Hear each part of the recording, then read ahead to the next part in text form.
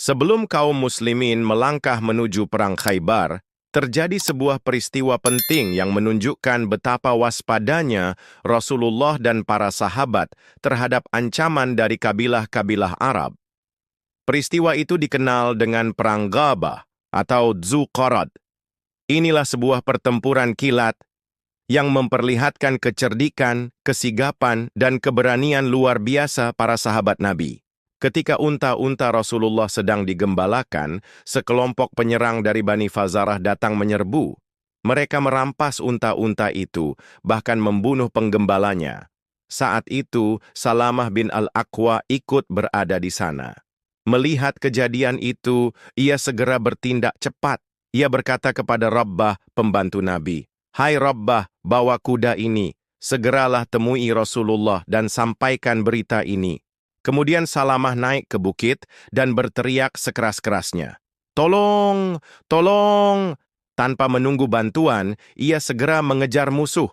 Dengan panah dan lemparan batu, ia menyerang mereka sambil berseru lantang, "Aku adalah Ibnu Al-Aqwa. Hari ini adalah hari kehinaan bagi kalian." Serangan bertubi-tubi dari Salamah Ibnu Al-Aqwa membuat para perampok kalang kabut. Mereka pun mulai meninggalkan unta-unta rampasan. Bahkan, untuk mempercepat pelarian mereka, mereka membuang 30 mantel dan 30 tombak. Tetapi itu bukan berarti mereka menyerah. Mereka masih berusaha meloloskan diri, sambil terus mencari kesempatan untuk berkumpul kembali. Salamah Ibnu Al-Aqwa tidak berhenti. Ia terus membuntuti mereka dari kejauhan, menandai barang-barang yang mereka tinggalkan agar mudah dikenali Rasulullah dan para sahabat yang akan datang. Sambil bersembunyi di atas bukit, Salamah Ibnu Al-Aqwa menantang musuh dengan suara lantang, "Mana mungkin kalian bisa mencariku? Aku adalah Salamah bin Al-Aqwa. Tapi kalau aku yang mencarimu, pasti aku akan menemukannya."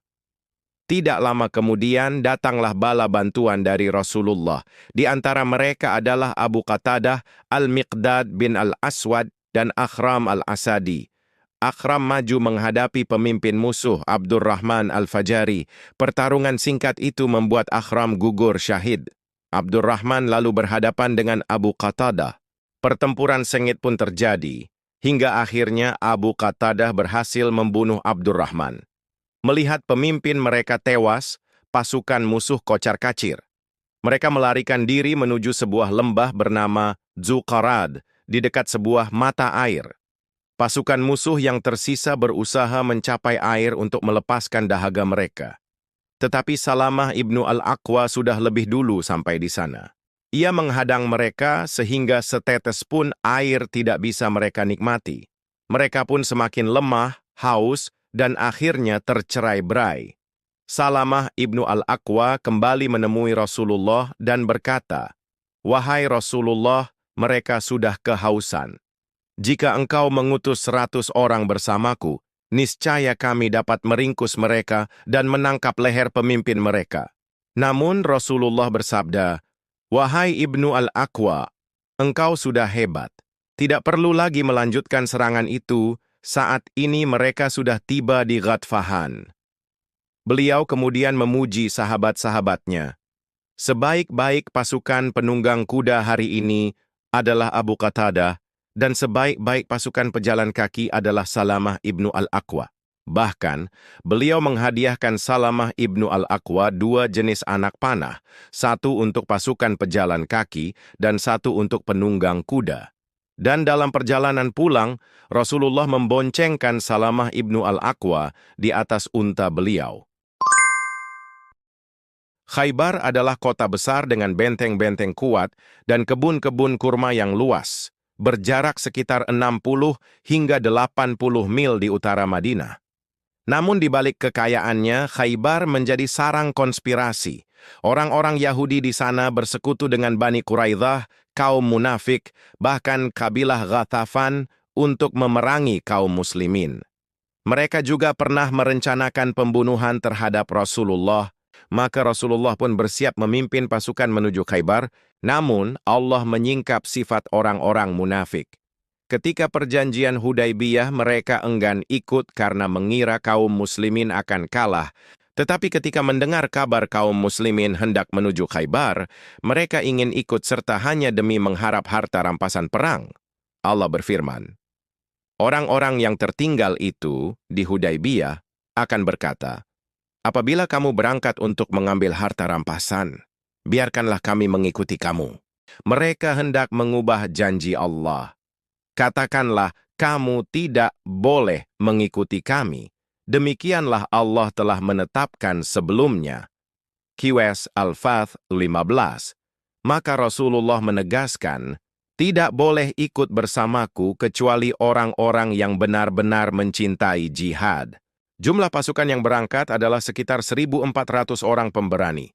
Rasulullah menunjuk Sibak bin Urfutah Al-Ghifari sebagai pengganti beliau di Madinah. Saat itu pula, sahabat baru Abu Hurairah radhiyallahu anhu masuk Islam dan segera bergabung dengan pasukan. Sementara itu, pemimpin munafik Abdullah bin Ubay mengirim pesan kepada Yahudi Khaybar. Muhammad akan datang kepada kalian, jangan takut. Jumlah dan kekuatan kalian lebih banyak. Muhammad hanya membawa sedikit orang dan persenjataan minim. Mendengar itu, penduduk Khaybar mengutus Kinanah bin Abul Huqaiq dan Haudzah bin Qais untuk meminta bantuan Ghathafan. Mereka bersepakat Ghathafan akan membantu dengan imbalan separuh hasil kurma Khaybar. Pasukan Islam berangkat melewati Gunung Ashr, lalu bermalam di lembah Ar-Raji'. Sementara itu, Ghathafan yang sudah bersiap menuju Khaybar tiba-tiba mundur karena mendengar suara gaduh dari arah belakang. Mereka khawatir keluarga dan harta mereka diserang muslimin, sehingga memilih kembali pulang. Dengan berkurangnya satu ancaman besar, perjalanan kaum muslimin menuju Khaybar menjadi lebih lapang. Dalam perjalanan itu, Rasulullah ditemani 2 orang penunjuk jalan. Salah seorang penunjuk jalan, Husail, mulai memperkenalkan jalur yang mereka lalui. Ia berkata, jalan pertama ini bernama Huzn, artinya kesedihan. Mendengar itu Rasulullah bersabda, jangan kita melewati jalan kesedihan. Husail kemudian menunjukkan jalur lain. Kalau yang ini disebut Syashi, artinya kekacauan. Rasulullah menjawab, bukan jalan itu yang kita pilih. Husail pun menawarkan jalur ketiga. Kalau yang ini namanya Hathib, artinya kesialan. Rasulullah menolak lagi dan bersabda, jangan juga lewat jalan kesialan. Akhirnya Husail berkata, tinggal satu jalan lagi namanya Marhab, artinya selamat datang. Maka Rasulullah menetapkan pilihan, kita akan melewati jalan Marhab. Dalam perjalanan, seorang sahabat berkata kepada penyair Amir bin Al-Aqwa, wahai Amir, tidakkah engkau perdengarkan suaramu? Amir pun melantunkan syair penuh semangat jihad. Rasulullah mendengarnya dan bersabda, Allah merahmatinya. Para sahabat berbisik, kalau Rasulullah sudah mendoakan rahmat khusus untuk seseorang, pasti ia akan mati syahid. Benarlah, Amir gugur syahid dalam perang Khaybar. Tak lama kemudian, para sahabat bertakbir keras ketika mereka melewati sebuah lembah. Rasulullah menegur dengan lembut, tenanglah, kalian tidak berdoa kepada yang tuli dan jauh, tetapi kepada Allah yang maha mendengar lagi dekat. Di Asy-Syahbah, Rasulullah sholat asyar, lalu meminta makanan. Hanya ada sedikit tepung gandum, tetapi setelah diolah mencukupi untuk seluruh pasukan.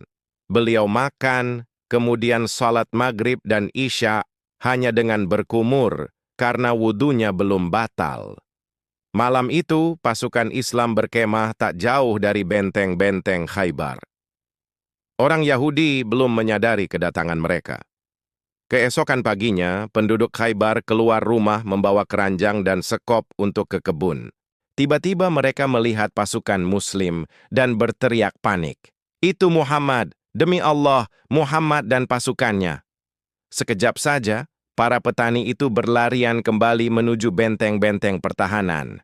Melihat itu, Rasulullah pun berseru lantang, penuh keyakinan. Allahu Akbar, runtuhlah Khaybar. Allahu Akbar, runtuhlah Khaybar. Setelah itu, beliau memilih sebuah lokasi untuk mendirikan markas pasukan. Namun Al-Hubab bin Al-Munzir, sahabat yang dikenal cerdas dalam strategi perang, segera memberi masukan. Wahai Rasulullah, tempat ini terlalu dekat dengan benteng Natat. Dari sana mereka bisa memanahi kita, sementara panah kita tidak akan mampu menjangkau mereka. Lebih baik kita pindah ke tempat yang lebih aman. Rasulullah menyambut saran itu dengan bijak. Engkau telah memberikan pendapat yang jitu. Maka pasukan pun segera berpindah ke lokasi yang lebih strategis. Setelah semuanya siap, Rasulullah menengadahkan tangan ke langit dan berdoa dengan penuh kekhusyukan. Ya Allah, Rabb langit yang 7 dan apa yang menaunginya, Rabb bumi yang 7 dan apa yang ada di dalamnya. Doa itu menjadi peneguh hati, menenangkan jiwa, dan menguatkan keyakinan seluruh pasukan untuk menghadapi benteng-benteng Khaybar yang terkenal kokoh. Khaybar memiliki banyak benteng kokoh. Wilayah pertama ada 5 benteng besar: Naim, Ash-Sha'b bin Mu'adz, Qal'ah, Az-Zubair, Ubay, dan An-Nizar. Wilayah kedua, Al-Katibah, memiliki 3 benteng utama: Al-Qamush, Al-Watih, dan As-Salalim. Selain itu, masih ada beberapa benteng kecil lain. Benteng pertama yang diserang adalah Benteng Naim, pertahanan terkuat orang Yahudi. Di sana berkumpul 1.000 pasukan elit, termasuk pahlawan mereka. Ketika pertempuran dimulai, keluarlah panglima Yahudi bernama Marhab, sambil bersyair, "Khaybar sudah mengenalku, akulah Marhab. Aku membawa senjata tajam, pahlawan yang berpengalaman." Seorang sahabat pemberani, Amir bin Al-Aqwa, maju menantangnya. Ia menjawab dengan syair keberanian, lalu duel pun berlangsung sengit. Sayangnya, Amir terkena sabetan pedang di lututnya hingga gugur syahid. Rasulullah bersabda tentangnya, "Sesungguhnya Amir mendapatkan 2 pahala." Setelah Amir gugur, Marhab kembali menantang. Kali ini, Ali bin Abi Thalib maju dengan penuh keyakinan. Ia pun melantunkan syair balasan, lalu dengan 1 tebasan pedang, Marhab terbunuh. Seorang Yahudi dari atas benteng bertanya kepada Ali, "Siapa kamu?" Ali menjawab, "Aku Ali bin Abi Thalib." Orang Yahudi itu berkata, "Demi yang diturunkan kepada Musa, kalian pasti akan menang." Tak lama Yasir, saudara Marhab, maju menantang. Tantangan ini disambut oleh Az-Zubair bin Al-Awwam. Ibunya, Syafiyah, khawatir dan berkata kepada Rasulullah, "Wahai Rasulullah, orang itu akan membunuh anakku." Namun Rasulullah menenangkan, justru anakmu lah yang akan membunuhnya. Dan benar, Az-Zubair berhasil menewaskan Yasir. Pertempuran semakin sengit. Banyak pahlawan Yahudi tewas, hingga akhirnya benteng Naim berhasil direbut. Pasukan Yahudi yang tersisa melarikan diri ke benteng Ash-Sha'b bin Mu'adz, benteng yang terkenal sangat kokoh. Kaum muslimin mengepungnya selama 3 hari. Rasulullah berdoa, "Ya Allah, bukakanlah bagi kami benteng yang paling banyak menyimpan makanan." Doa itu terkabul. Pada hari ketiga, kaum muslimin berhasil menembus benteng Ash-Sha'b. Di dalamnya mereka mendapatkan banyak persediaan makanan, ternak, serta peralatan perang seperti manjanik dan dabbabah. Dengan jatuhnya benteng ini, kedudukan Yahudi di Khaybar mulai runtuh, dan kemenangan kaum muslimin semakin nyata. Malam sebelum penyerbuan, Rasulullah bersabda, "Besok aku akan menyerahkan bendera kepada seseorang yang mencintai Allah dan Rasul-Nya, dan ia pun dicintai Allah dan Rasul-Nya." Keesokan harinya, para sahabat berkumpul penuh harap. Rasulullah bertanya, "Di mana Ali bin Abi Thalib?" Para sahabat menjawab, "Ia sedang sakit mata, wahai Rasulullah." Beliau pun memanggil Ali. Rasulullah mengusap mata Ali dan mendoakan hingga seketika sembuh total. Lalu beliau menyerahkan bendera kepadanya. Ali berkata, "Wahai Rasulullah, aku akan memerangi mereka hingga mereka sama seperti kita." Namun Rasulullah menasihati, "Jangan terburu-buru. Serulah mereka kepada Islam terlebih dahulu. Demi Allah, lebih baik Allah memberi hidayah kepada 1 orang melalui dirimu, daripada engkau memiliki unta merah yang paling berharga." Setelah beberapa benteng Khaybar berhasil direbut, sebagian sahabat menyembelih keledai dan memasaknya. Namun Rasulullah mengharamkan mereka memakannya. Kemudian kaum muslimin mengepung benteng Az-Zubair. Benteng ini sangat kokoh, berdiri di atas bukit terjal. Pengepungan berlangsung 3 hari, hingga seorang Yahudi membocorkan rahasia bahwa benteng itu memiliki jalur air tersembunyi. Rasulullah pun memutuskan menutup jalur tersebut. Pertempuran pun terjadi, dan akhirnya benteng Az-Zubair jatuh ke tangan kaum muslimin. Orang-orang Yahudi mundur ke benteng Ubay. Rasulullah kembali memerintahkan pengepungan. Para pahlawan Yahudi menantang duel, namun satu persatu berhasil dikalahkan. Abu Dujanah dengan ikat kepala merahnya berhasil masuk bersama beberapa prajurit. Pertempuran sengit pecah, hingga Yahudi lari menuju benteng berikutnya, yaitu An-Nizar.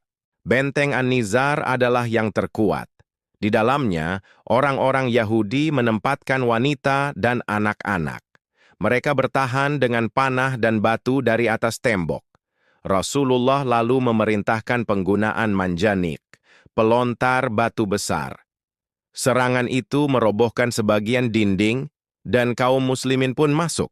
Setelah pertempuran sengit, benteng An-Nizar berhasil ditaklukkan. Dengan jatuhnya benteng ini, seluruh benteng di wilayah Natat dan Asyik pun dikuasai. Yahudi yang tersisa berkumpul di benteng terakhir, Al-Wathih, As-Salalim, dan Abul Huqaiq. Pengepungan berlangsung selama 14 hari. Akhirnya, Ibnu Abil Huqaiq, salah satu tokoh besar Yahudi Khaybar, turun menemui Rasulullah. Ibnu Abil Huqaiq berkata, "Kami minta agar tidak dibunuh, anak-anak tidak ditawan. Kami rela meninggalkan Khaybar bersama keluarga, menyerahkan semua harta. Hanya pakaian di tubuh kami yang tersisa." Rasulullah menjawab, "Baik. Tetapi ketahuilah, aku tidak akan melindungi kalian dari azab Allah bila kalian menyembunyikan harta." Mereka menyetujui, namun melanggar. Kinanah bin Abil Huqaiq menyembunyikan harta simpanan besar. Rasulullah bertanya, "Bagaimana jika kami menemukannya, lalu aku membunuhmu?" Kinanah menjawab, "Boleh." Ternyata harta itu benar ditemukan, namun ia tetap menyembunyikan sisanya. Akhirnya Kinanah dihukum mati oleh Muhammad bin Maslamah sebagai balasan atas terbunuhnya saudaranya di Khaybar. 2 anak Abil Huqaiq lainnya juga dihukum, sementara Syafiyah binti Huyai, istri Kinanah, menjadi tawanan. Setelah kemenangan besar ini, orang-orang Yahudi memohon izin agar tetap tinggal dan mengelola tanah Khaybar dengan membagi hasil panen.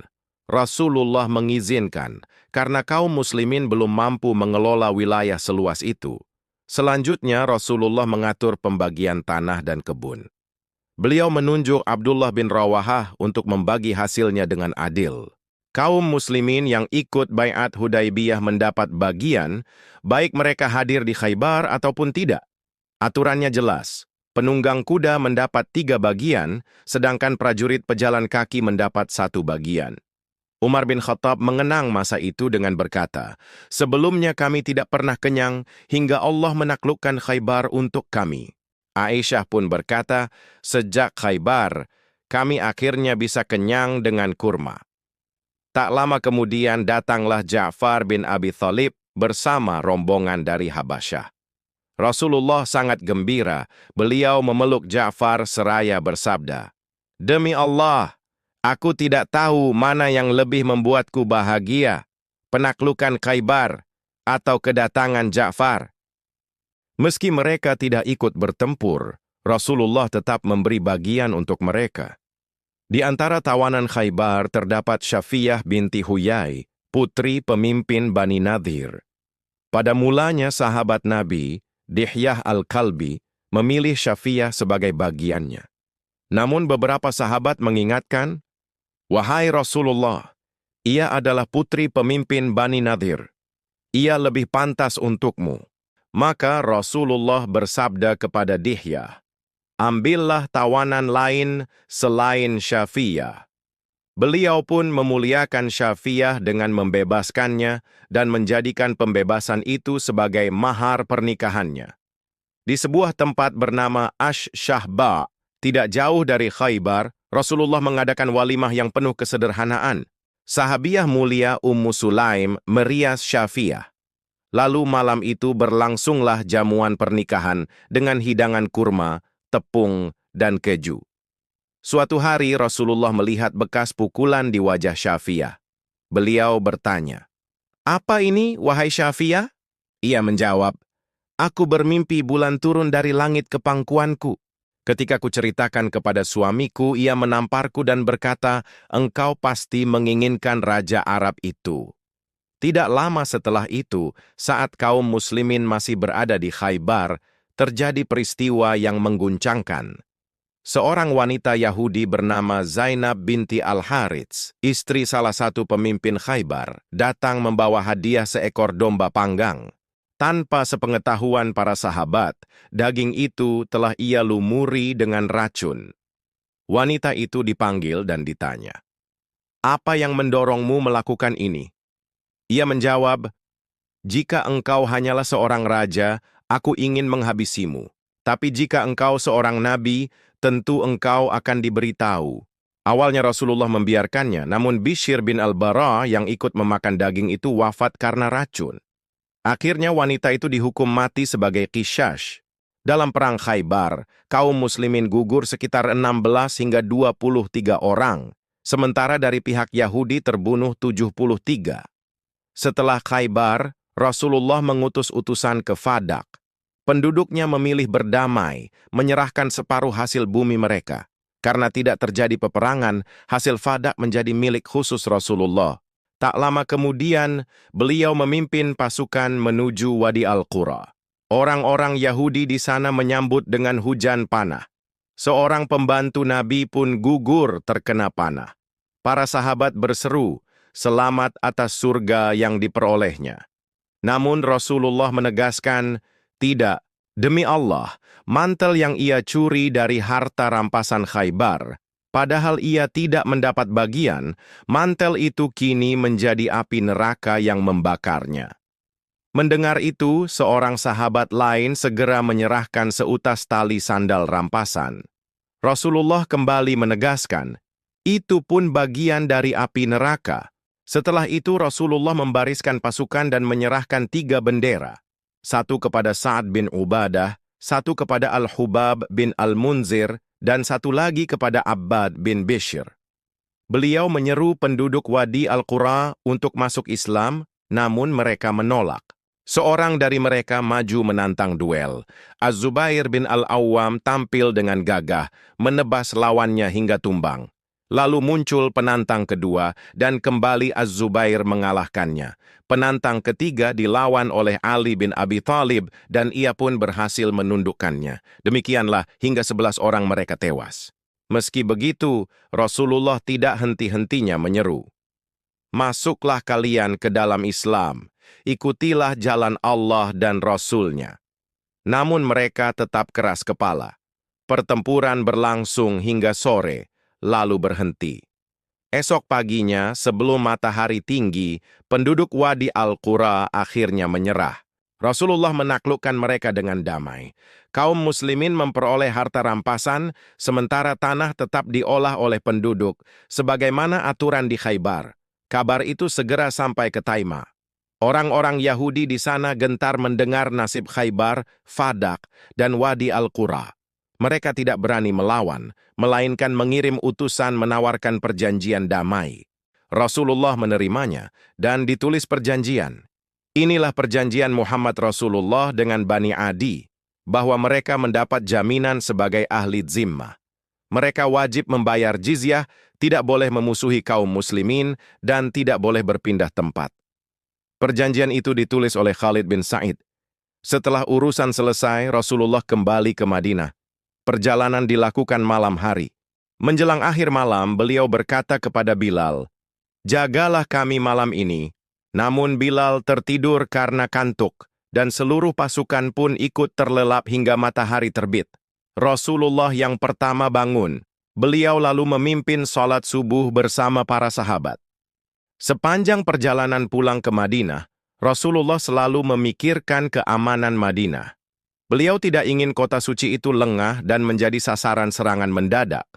Karena itu, beliau mengirim satu pasukan di bawah pimpinan Aban bin Sa'id ke arah Najd untuk menakut-nakuti suku-suku Badui perampok yang sering mengganggu perjalanan kafilah. Rasulullah kemudian memimpin sekitar 400 hingga 700 pasukan menuju Zatur Riqa. Di sana, mereka berhadapan dengan sebagian suku Ghathafan. Namun Allah tidak menakdirkan terjadinya pertempuran besar. Rasulullah justru mengajarkan kepada para sahabat sholat khauf, yaitu sholat khusus dalam keadaan waspada terhadap musuh. Perjalanan ke Zatur Riqa sangat berat. Abu Musa al-Asy'ari mengenang, "Kami ikut bersama Rasulullah, kami hanya memiliki seekor unta untuk dipakai bergantian. Kaki kami pecah-pecah hingga kuku-kuku kami terlepas, lalu kami balut dengan kain perca. Karena itu tempat itu dinamakan Zatur Riqa, yang berarti tambalan." Di tengah kondisi melelahkan itu, terjadi sebuah peristiwa besar. Rasulullah berteduh di bawah sebuah pohon, pedangnya digantungkan di atasnya. Tiba-tiba seorang musyrik datang, lalu dengan cepat mengambil pedang itu. Ia menghunuskannya dan berkata dengan lantang, "Apakah engkau takut kepadaku?" Dengan penuh ketenangan, Rasulullah menjawab, "Tidak." Orang itu kembali bertanya dengan angkuh, "Siapa yang bisa menyelamatkanmu dariku?" Rasulullah menjawab dengan keyakinan penuh, "Allah." Sekejap saja tangan orang itu bergetar, pedang terlepas dari genggamannya. Rasulullah segera mengambilnya, lalu balik bertanya, "Sekarang, siapa yang bisa menyelamatkanmu dariku?" Lelaki itu gemetar ketakutan dan hanya mampu berkata, "Jadilah engkau sebaik-baik orang yang menghukum." Namun Rasulullah tidak melukainya. Beliau justru melepaskannya begitu saja. Peristiwa itu menjadi bukti nyata kelembutan akhlak Rasulullah, bahkan kepada orang yang hendak mencabut nyawanya. Di tempat inilah Rasulullah juga mencontohkan tata cara sholat khauf secara langsung. Beliau sholat 2 rakaat bersama satu kelompok sahabat, kemudian mereka mundur dan digantikan kelompok lain. Rasulullah menyempurnakan 4 rakaat, sementara setiap sahabat hanya sholat 2 rakaat. Dengan cara ini, semua tetap bisa sholat berjamaah, meskipun berada dalam keadaan siaga perang. Tidak lama kemudian, datang ujian lain. Seorang musyrik bernazar akan membunuh sahabat Nabi. Pada malam hari, ia mencoba menyerang. Saat itu 2 sahabat berjaga, Abbad bin Bishr dan Ammar bin Yasir. Ketika Abbad sedang sholat malam, tiba-tiba panah musuh menembus tubuhnya. Ia mencabut panah itu dan tetap melanjutkan sholat. Panah kedua kembali mengenainya, ia cabut lagi. Bahkan setelah panah ketiga, ia masih bertahan dalam bacaan hingga salam. Barulah setelah itu ia membangunkan Ammar. Ammar terkejut dan berkata, "Subhanallah, mengapa engkau tidak memberitahuku sejak tadi?" Dengan wajah tenang Abbad menjawab, "Aku sedang membaca sebuah surat dan aku enggan memutus bacaan itu sebelum selesai." Kisah keberanian ini membuat gentar hati musuh. Suku-suku Badui mulai menyadari kekuatan iman kaum muslimin. Sebagian dari kabilah Ghathafan pun akhirnya tunduk, bahkan masuk Islam. Kelak, mereka turut serta bersama Rasulullah dalam penaklukan Makkah dan Perang Hunain. Setelah kembali ke Madinah pasca Perang Khaybar, Rasulullah mengirim beberapa ekspedisi kecil untuk menjaga keamanan wilayah dan mencegah gangguan dari kabilah-kabilah yang bermusuhan. Pertama, pasukan Ghalib bin Abdullah al-Laitsi dikirim ke wilayah musyrik untuk menahan ancaman dan menakut-nakuti suku-suku perampok. Dalam pertempuran itu, pasukan menawan ternak musuh. Saat Usamah bin Zaid membunuh seorang musyrik yang sedang mengucapkan La ilaha illallah, Rasulullah menegurnya, "Apakah engkau sudah membelah hatinya hingga tahu apakah dia jujur atau dusta?" Teguran ini menjadi pelajaran penting agar tidak tergesa-gesa menilai keimanan seseorang. Kedua, pasukan Abdullah bin Rawahah menuju Khaybar dengan misi diplomasi untuk mengajak tokoh Yahudi Usair bin Razam bertemu Rasulullah. Namun dalam perjalanan, Usair dan para pengikutnya yang bersekongkol dengan suku Ghathafan menentang sehingga terjadi pertempuran yang berakhir dengan terbunuhnya mereka. Ketiga, pasukan Bashir bin Sa'ad al-Ansyari bersama 300 orang dikirim ke wilayah musuh yang sering merampok kafilah. Mendengar kedatangan pasukan Muslim, musuh melarikan diri sehingga pasukan berhasil mengamankan banyak ternak serta menawan 2 orang yang kemudian masuk Islam. Keempat, pasukan kecil Abu Hadrat al-Aslami, hanya dengan 2 orang, melakukan serangan mendadak terhadap suku Ghathafan, mengalahkan musuh dan merampas unta serta domba mereka.